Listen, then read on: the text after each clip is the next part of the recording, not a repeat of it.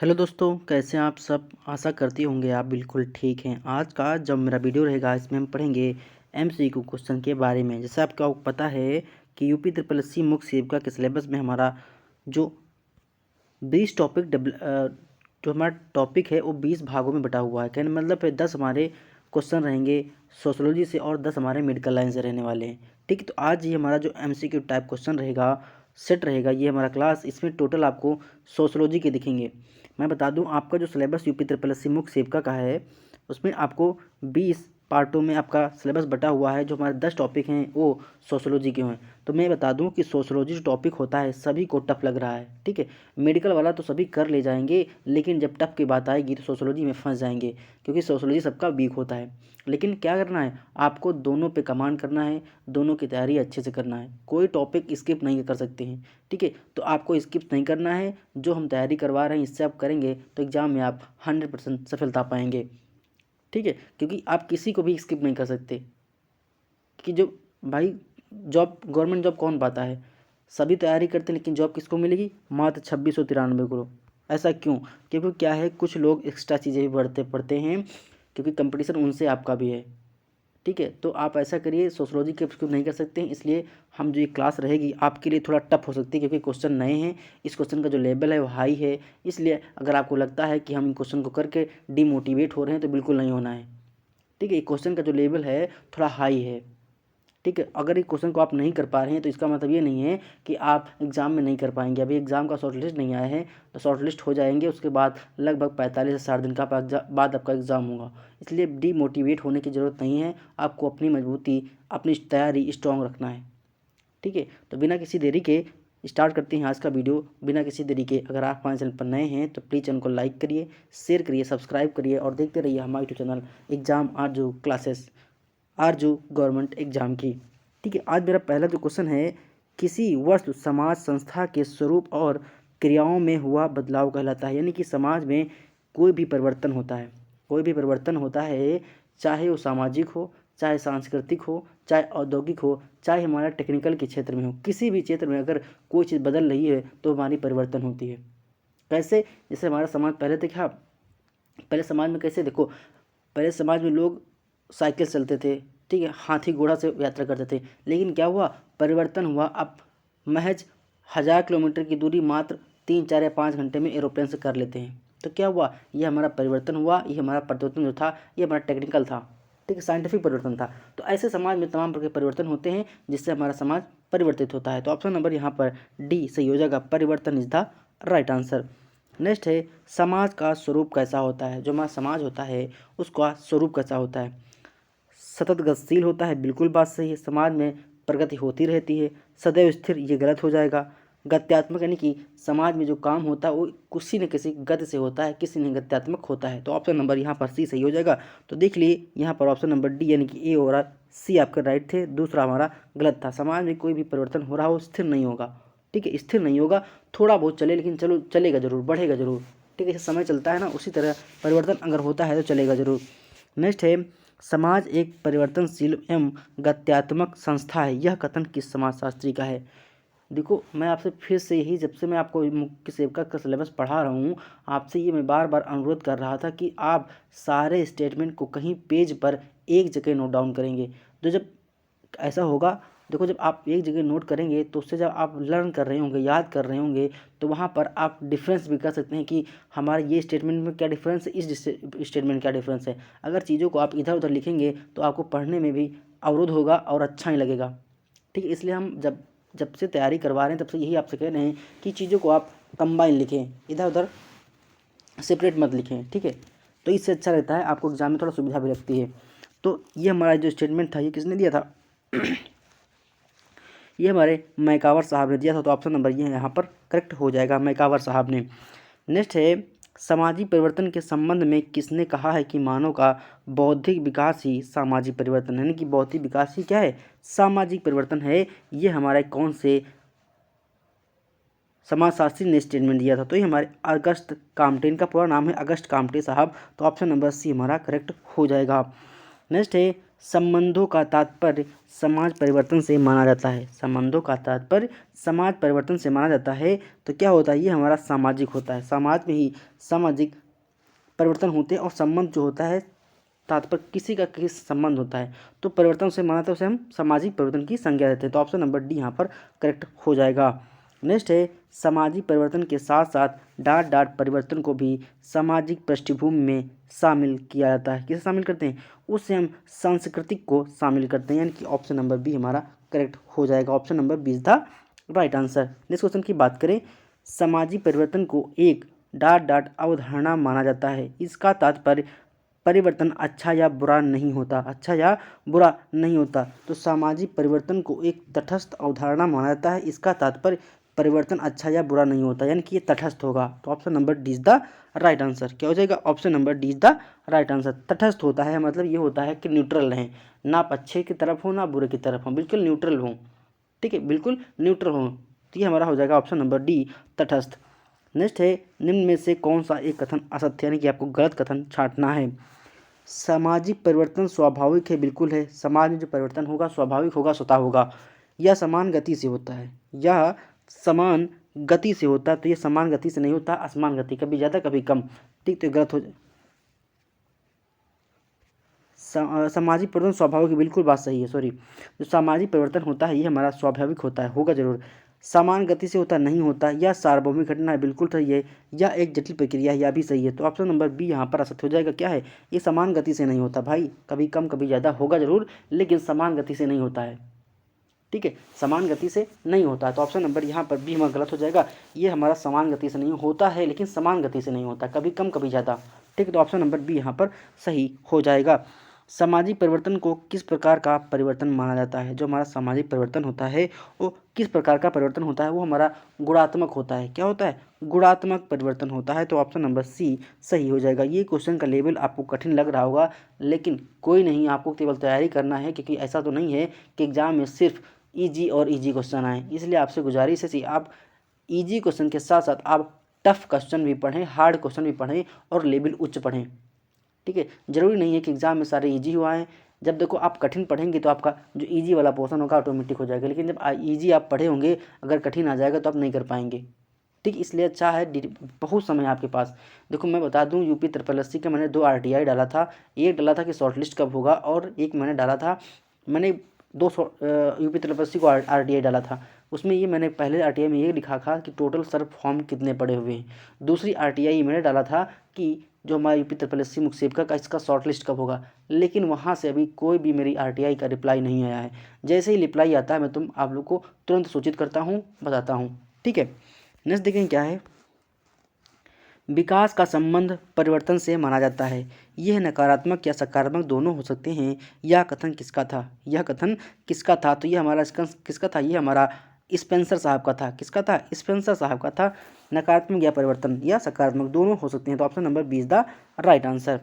Next है सामाजिक परिवर्तन चक्रवतीय व रेखीय होती है। इसमें कथन छांटना है आपको।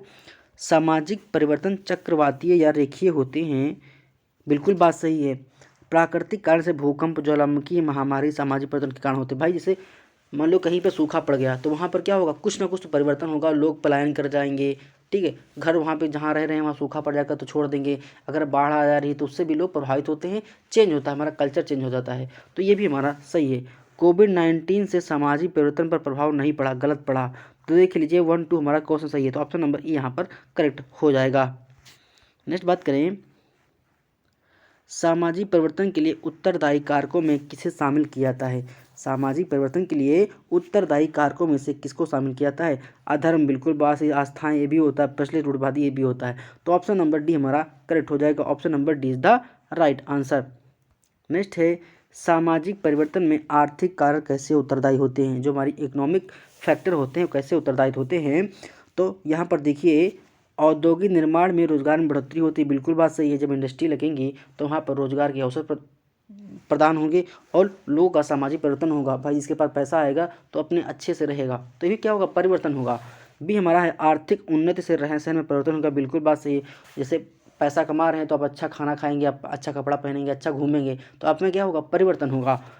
फिर है ग्रामीण क्षेत्रों में नगरीय क्षेत्रों की ओर प्रवास, यानी कि जो हमारे ग्रामीण लोग रह रहे हैं वो शहर की तरफ कमाने चले जाएंगे। तो क्या वहाँ वहाँ भी परिवर्तन होगा भाई, पहले से गांव में 10 लोग रहते थे, अब 10 में से 8 चले गए कमाने, तो बचे कितने, 2। तो क्या हुआ, एक प्रकार का परिवर्तन हुआ और लोग गांव से छोड़कर शहर की ओर प्लान कर रहे हैं अपने रोजगार के चक्कर में। ठीक है, कोई गाना था, मैं आया शहर गांव मुझको याद आता रहा, ऐसा कुछ गाना करके है, 4 पैसे कमाने में आया शहर, चाँव मेरा गांव मेरा याद मुझको आता रहा, ऐसा कुछ समथिंग है ना, तो वही है। तो यहाँ पर जो राइट आंसर होगा option number D is the right answer. Next है जनसंख्या विस्फोट की स्थिति क्या कहलाती है। मैंने बहुत बार डिस्कस कर चुका हूँ कि जनसंख्या विस्फोट क्या होता है। देखो एक हमारा भौगोलिक क्षेत्र होता है, वहाँ पर जो जन्म दर होती है वो मैक्सिमम होती है और मृत्यु दर जब कम होती है, यानी कि जन्म लेने वालों की संख्या अधिक होती है और मरने वालों की संख्या जब कम होती है, तो वहाँ पर जनसंख्या विस्फोट होता है, जनसंख्या विस्फोट की संज्ञा देते हैं। तो ऑप्शन नंबर यहाँ पे देख लीजिए, उच्च जन्म दर और निम्न मृत्यु दर, ये हमारा जनसंख्या विस्फोट होता है। तो ऑप्शन नंबर बी हमारा करेक्ट हो जाएगा। नेक्स्ट है श्रम विभाजन, उत्पादन उत्पादकता में वृद्धि, सामाजिक परिवर्तन को किस प्रकार के कारक तहत आते हैं, मतलब ये किस कारक के आते हैं। ये हमारे प्रौद्योगिकी भाई श्रम, ये हमारे पहले बता दो टेक्नोलॉजी से होते हैं।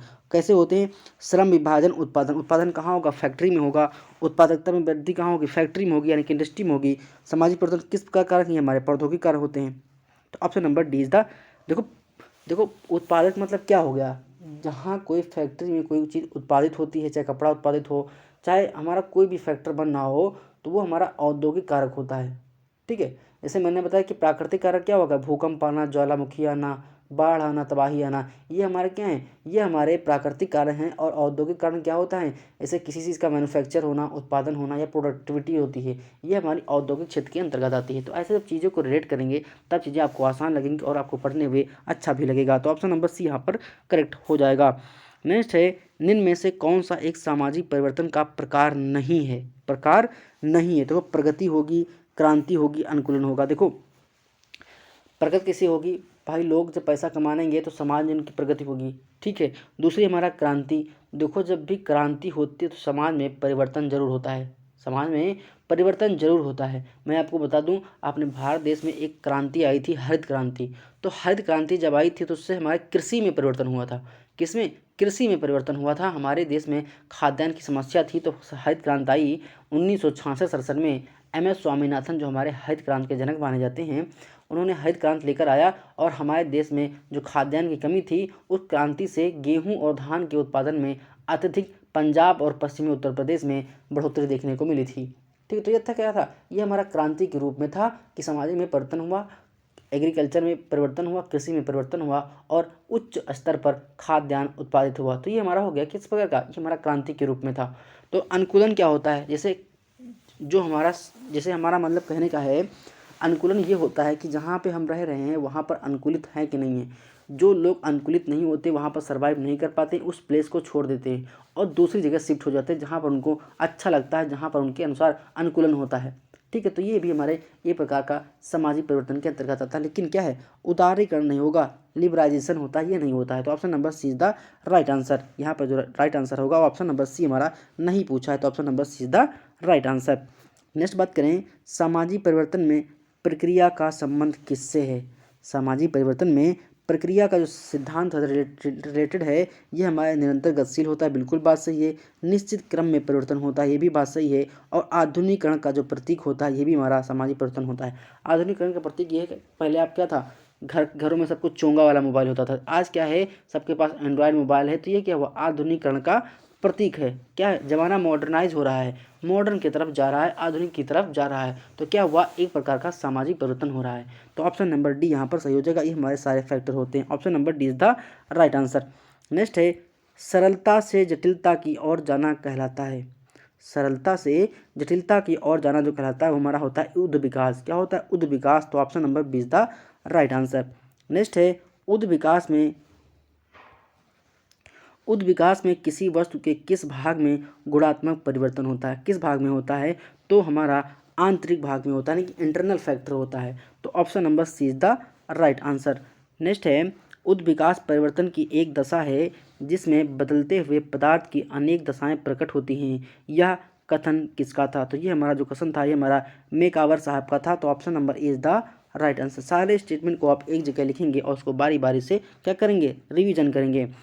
प्रगति डॉट डॉट का परिवर्तन है। जो हमारा प्रगति होता है ये क्या होता है, हमारी इच्छा पर डिपेंड करता है कि प्रगति हो या ना हो। अगर हम काम करेंगे तभी हमको पैसा मिलेगा, तभी हमारी क्या होगा, सामाजिक परिवर्तन होगा। तो यहाँ पर ऑप्शन नंबर सी हो जाएगा। इच्छा, जो प्रगति होती है हमारी इच्छा के अनुसार होती है। हमारे घर की प्रगति कैसी होगी, हमारा घर कैसे आगे बढ़े, तो हमारी इच्छा पर डिपेंड करेगा। अगर हम अच्छा काम करेंगे तो अच्छा पैसा मिलेगा और हमारी प्रगति यानी कि प्रोग्रेस होगी। तो ऑप्शन नंबर यहाँ पर सी हो जाएगा। हमारी इच्छा के अनुसार हमारी प्रगति होती है। नेक्स्ट है, विकास के मापदंड के अंतर्गत हाब हाउस ने किसे शामिल नहीं किया था।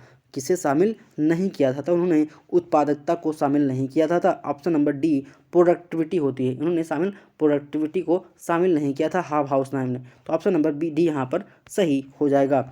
नेक्स्ट है, समाज स्तर पर अनुकूलन का तात्पर्य क्या होता है। जो अनुकूलन होता है इसका तात्पर्य क्या होता है, समायोजन। यानी कि जब हमारा अनुकूलन होगा तो वहाँ पर जो चीज़ें होंगी वो समायोजित रूप से होंगी। बेस्ट हमारा सात्मीकरण करना यानी कि अपने आप में समा लेना, और अभियोजन उनका हम अभियोजन करेंगे। तो ऑप्शन नंबर डी यहाँ पर सही हो जाएगा। नेक्स्ट है, क्रांति का तात्पर्य होना। अभी मैंने बताया कि जो क्रांति होती है उसका क्या तात्पर्य होता है, उसका होता है तीव्र बदलाव लाना। जो हमारा 1857 की क्रांति हुई थी उसमें बहुत तीव्र और बहुत ही आग की तरह फैल गई थी पूरे देश में 18। तो वहाँ क्या होता है, बहुत तेज़ी से बदलाव होता है। क्रांति मतलब होता है बिजली, क्रांति मतलब होता है बिजली। आप लोग तो बिजली क्या होती है, बहुत तेज चमकती है। तो उसी प्रकार हमारा जो बदलाव होगा वो बहुत तीव्र बदलाव होगा। ठीक है, क्रांति मतलब होता है एकदम बिजली। तो बिजली क्या होती है, बहुत तेज तड़कती है। उसी प्रकार हमारा जो क्रांति होगा हमारे समाज में बहुत ही तीव्र बदलाव होता है। तो ऑप्शन नंबर यहाँ पर भी हमारा करेक्ट हो जाएगा। Option number B is the right answer. Next है, किसी भी वस्तु में परिणात्मक परिवर्तन कहलाता है। जो परिणात्मक परिवर्तन होता है उसे हम क्या बोलते हैं, उसे हम वृद्धि बोलते हैं। Option number C is the right answer. Next है, सामाजिक नियंत्रण शब्द का प्रयोग सर्वप्रथम किसने किया था। ये क्वेश्चन बहुत बार पूछा जाता है। तो हमारा ई और राज साहब जो थे ये हमारे सामाजिक नियंत्रण का प्रयोग किए थे। तो ऑप्शन नंबर ई हमारा करेक्ट हो जाएगा। नेक्स्ट देखेंगे क्या है, सामाजिक नियंत्रण में भूमिका निभाते हैं। कौन भूमिका निभाता है, जनमत नैतिकता बिल्कुल है, रीति रिवाज भी होते हैं, आस्था विश्वास भी होता है। देखो सामाजिक नियंत्रण क्या होता है मैं बता दूं, इससे हमारे रीति रिवाज क्या हैं। देखो जो सामाजिक नियंत्रण क्या है, रीति रिवाज यह क्या है, जैसे हमारी कोई नई नई जो बहू होती है वो ब्याह कर अपने घर आती है तो वहाँ पर रीति रिवाज ये होता है कि वो अपने घूंघट में रहे। तो क्या हुआ, वो घूंघट के तहत उसके घर वाले उस पर नियंत्रण रखते हैं। ठीक है, दूसरा क्या होता है कि अभी तो अब खैर थोड़ा कम हो जाए, अब ये कुछ मानना लोगों का कम है कि घर के रीति रिवाज रहते थे कि लड़की जब घर से बड़ी हो जाती है तो घर की बाहर नहीं जाती है। ये रीति रिवाज है, हम ब्लेम नहीं कर रहे हैं, ये रीति रिवाज होता है कि लड़की जब बड़ी हो जाती है तो घर के बाहर नहीं जाती। तो क्या क्या घर का उनका रीति रिवाज है, उससे वह क्या करते हैं, सामाजिक नियंत्रण करने का काम करते हैं। ठीक है, तो आस्था विश्वास की बात करें, देखो आस्था विश्वास से हमारा सामाजिक कैसे नियंत्रण होता है। अगर कोई चोरी करता है तो लोग यही कहते हैं कि हाँ हमारी चोरी हो गई तो क्या हुआ, ऊपर भगवान खुदा अल्लाह देख रहा है, इनका बिगाड़ देगा। तो क्या आस्था से भी हमारी क्या होती है, कंट्रोल होती है। ये जो ईमानदार व्यक्ति होता है वो चोरी नहीं कर पाता। क्यों नहीं कर पाता, वो सोचता है, वो भगवान में आस्था रखता है, कहता है कि अगर हम चोरी करेंगे तो हमारा काम बिगड़ जाएगा। तो क्या हुआ, आस्था की वजह से, विश्वास की वजह से वो चोरी नहीं कर पाया, उस पर नियंत्रण हो गया। तो ऐसे होता है हमारा नियंत्रण। ठीक है, तो यहाँ पर ऑप्शन नंबर डी हमारा सही हो जाएगा।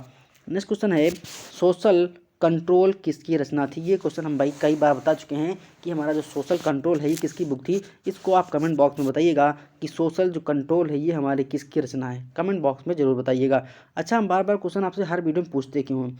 देखो मान लो अगर हम 150 क्वेश्चन करवाए, 150 क्लास लिए, तो उसमें अगर हम आपसे 150 क्वेश्चन पूछे तो आप ये मान के चलिए अगर आप गूगल करके उस क्वेश्चन का आंसर देते हैं कमेंट बॉक्स में तो आप वो क्वेश्चन कभी भूलने वाले नहीं। ठीक है, आपको आपका कितना टेंशन रहता है इस चीज़ को हम देखने के लिए भी वीडियो में क्वेश्चन जरूर पूछते हैं, ताकि हम क्वेश्चन का आंसर तो बता सकते हैं। नेक्स्ट हमारा है, सामाजिक नियंत्रण का मुख्य उद्देश्य क्या होता है। सामाजिक नियंत्रण का इसका जो मुख्य उद्देश्य होता है कि जो समाज में कुछ भी हमारे एम होते हैं, गोल होते हैं, उनको प्राप्त करना ही हमारा सामाजिक नियंत्रण का मुख्य उद्देश्य होता है। तो ऑप्शन नंबर सी, सामाजिक उद्देश्यों को प्राप्त करना यही हमारा क्या होता है, सामाजिक नियंत्रण का मुख्य उद्देश्य होता है। नेक्स्ट है, गिलिन तथा गिलिन ने सामाजिक नियंत्रण के किन साधनों की व्यवस्था की थी। किन साधनों की व्यवस्था की थी, तो हमारा था पहले सुझाव होगा, प्रतिरोध होगा और पीड़न और बल प्रयोग, यानी कि इन्होंने 3 प्रकार के साधनों की व्यवस्था की थी। तो ऑप्शन नंबर सी हमारा करेक्ट हो जाएगा। नेक्स्ट है, समाज नियंत्रण का मुख्य उद्देश्य क्या होता है। जो हमारा समाज नियंत्रण होता है उसका मुख्य उद्देश्य क्या है कि लोगों में समानता आए, इक्वलिटी आए। तो ऑप्शन नंबर ए यहाँ पर सही हो जाएगा। Option number A is the right answer. Next है समाज नियंत्रण के द्वारा समाज में डांट और गतिशीलता लाना है। किसमें लाना है? एकता। जब तक एकता नहीं होगी तब तक हमारे समाज में गतिशीलता नहीं आ सकती। तो ऑप्शन नंबर बी यहाँ पर सही हो जाएगा। नेक्स्ट है लेपियर ने सामाजिक नियंत्रण के 2 भागों में विभाजित किया था। ये भाग हैं, ये भाग कौन से हैं? उन्होंने सत्तावादी और लोकतांत्रिक 2 भागों में बांटा था। तो यहाँ पर ऑप्शन नंबर बी हमारा सी हमारा सही हो जाएगा। Option number C is the right answer. Next है लोकतांत्रिक नियंत्रण में व्यक्तियों को संतुष्ट करने के लिए आपसी डांट पर जोर दिया जाता है। किस पे जोर दिया जाता है? तो हम जो जोर देते हैं वो बातचीत वार्तालाप पे देते हैं। किस पे? बातचीत वार्तालाप पे। तो मतलब कहना क्या है, कम्युनिकेशन का कैसा है। तो option number see the right answer. Next है सत्तावादी नियंत्रण में सहारा लिया जाता है। जो सत्तावादी नियंत्रण होती है उसमें सहारा लिया जाता है। लगातार बोलो तो लगता है सांस ऊपर चढ़ने लगी। ठीक है, जो सत्तावादी नियंत्रण होता है, सत्ता का मैंने कहना क्या, हम आपके ऊपर सत्ता जमा, सत्ता वर्ड का मतलब होता है कि हम आपके ऊपर सत्ता जमा रहे हैं, अपनी धौंस जमा रहे हैं। तो धौंस कैसे जमाएंगे? हम आपको बल उत्पीड़ित करेंगे, आपको धमकी देंगे कि आओ एक गिलास पानी लाओ नहीं तुमको थप्पड़ मार देंगे, धमकी देंगे कि उठा के फेंक देंगे, धमकी देंगे कि आपको रास्ते मिलेंगे तो आपको मर्डर कर देंगे। तो धमकी से भी आप सत्ता का मतलब कि अपनी सत्ता का प्रयोग करके किसी के ऊपर नियंत्रण रख सकते हैं, किसी के ऊपर नियंत्रण रख सकते हैं, उसका उत्पीड़न कर सकते हैं। ठीक है, धमकी दे सकते हैं। बल उत्पीड़न कहने का मतलब कि आपसे किसी से कहा कि आप मेरा काम कर दो, वो काम नहीं करता तो कहता है मैं रास्तों में तुमको मिलूंगा, तुमको मार दूंगा। तो क्या बल का प्रयोग कर रहा है, या फिर धमकी दे रहा है मैं तुमको मार दूंगा। तो सत्ता के द्वारा, अपनी सत्ता के द्वारा नियंत्रण कर रहा है। तो यहाँ पर ऑप्शन नंबर ए बी हो जाएगा। तो option number D is the right answer. Next है समाज विरोधी व्यवहार करने वाले व्यक्तियों को दंडित किया जाता है क्योंकि ऐसा समाज नियंत्रण में होता है। कैसा होता है? नकारात्मक होता है, ये हमारा निगेटिव वे में होता है। तो ऑप्शन नंबर डी यहाँ पर हमारा करेक्ट हो जाएगा। नेक्स्ट है किसी अपराधी को दंड की मात्रा डांट पर निर्भर करती है। किस पर निर्भर करती है? अपराध की गंभीरता पर। यानी कि जितना इसका अपराध गंभीर होगा, संगीन होगा, उतनी ही ज़्यादा उसको क्या मिलेगी? दंड मिलेगा। जैसे मान लो किसी ने क्या किया, मर्डर किया, तो मर्डर का जो हमारा दंड रहेगा वो अलग रहेगा, और किसी ने अगर चोरी किया है तो चोरी का जो दंड होगा वो अलग हो रहा। तो कहने का मतलब है जितनी अपराध की जो हमारा अपराध जितना संगीन होगा उतना ही दंड उतना ही खतरनाक होगा। तो जो दंड की मात्रा होती है वो अपराध की गंभीरता पर निर्भर करती है। ठीक, जितना जिसका अपराध गंभीर, जितना जिसका खतरनाक क्राइम होगा उतना ही खतरनाक उसकी दंड होगी, उसकी सजा होगी। तो ऑप्शन नंबर डी यहाँ पर हमारा सही हो जाएगा। नेक्स्ट है संगठित नियंत्रण का तात्पर्य है। जो हमारा संगठित नियंत्रण होता है उसका तात्पर्य क्या होता है? उसका जो हमारा तात्पर्य होता है वो हमारा होता है पूर्व नियंत्रण, कि हम कैसे पहले से उसका नियंत्रण कर पाएंगे। तो ऑप्शन नंबर सी यहाँ पर हमारा सही हो जाएगा। जिन लोगों को पीडीएफ चाहिए तो मैं बता दूं, वीडियो के डिस्क्रिप्शन बॉक्स में टेलीग्राम चैनल का लिंक है, आप उस पर क्लिक करके हमारे टेलीग्राम चैनल जुड़ सकते हैं और वहाँ पर आपको पीडीएफ मिल जाएगी। पीडीएफ को आप डाउनलोड करके प्रिंट आउट करके भी पढ़ सकते हैं। नेक्स्ट हमारा है 39 नंबर। 39 नंबर क्या कह रहा है? सांस्कृतिक एवं नियम किसके अंतर्गत आते हैं? जो हमारे सांस्कृतिक एवं नियम होते हैं ये किसके अंतर्गत आते हैं? ये हमारे असंगठित नियंत्रण के अंतर्गत आते हैं। तो ऑप्शन नंबर बी हमारा सही हो जाएगा। नेक्स्ट है परंपराओं की रक्षा किस प्रकार की जा सकती है? जो हमारी परंपराएं होती हैं उनकी रक्षा हम किस प्रकार कर सकते हैं? उसकी रक्षा हम सामाजिक नियंत्रण द्वारा कर सकते हैं। परंपराएं क्या होती हैं? मैंने बताया ना कि घर की परंपरा है कि लड़की को बाहर मत भेजो, बड़ी हो गई है, अगर कोई बहू आती है उसको तो घूंघट करके। तो ये हमारी क्या है? ये हमारी सामाजिक नियंत्रण होती है परंपराओं द्वारा, यानी कि हमारे रीति रिवाज परंपराएं कैसी हैं, घर की परंपरा कैसी है, ये होता है। ऑप्शन नंबर सी हमारा करेक्ट हो जाएगा।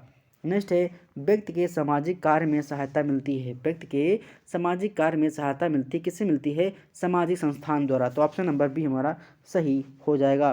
नेक्स्ट है सामाजिक विविधता से हेतु समाज के सदस्यों को उनकी भावनाओं में डांट दोनों आवश्यक हैं। कौन से आवश्यक हैं? एक समानता आवश्यक होती है। तो ऑप्शन नंबर बी हमारा करेक्ट हो जाएगा। नेक्स्ट देखेंगे क्या है? सामाजिक नियंत्रण द्वारा डांट को स्वीकार करने हेतु विवश किया जाता है। तो जो रीति रिवाज होते हैं उन्हें स्वीकार करने से, घर का जैसे रीति रिवाज है तो उसको मानने के लिए लोगों को क्या करना पड़ता है? विवश होना पड़ता है। घर के भाई कुछ रीति रिवाज हैं जिनको आपको मानना है तो उनके लिए आप विवश होते हैं। तो ऑप्शन नंबर यहाँ पर ये हमारा करेक्ट हो जाएगा। Option number A is the right answer. Next है जिस समाज में व्यक्तियों के मध्य डांट नहीं होती है संगठन समाप्त हो जाता है। भाई जब समानता नहीं होगी तो वहाँ पर संगठन जो होगा वो नष्ट हो जाएगा। तो ऑप्शन नंबर सी हमारा सही हो जाएगा। नेक्स्ट है समाजी नियंत्रण के अभिकरण के रूप में किसे स्वीकार किया जाता है। अभिकरण के रूप में किसे स्वीकार किया जाता है। जो हमारा कानून मित्र और कानून नैतिकता जो होती है इसे स्वीकार किया जाता है। तो ऑप्शन नंबर सी हमारा यहाँ पर करेक्ट हो जाएगा।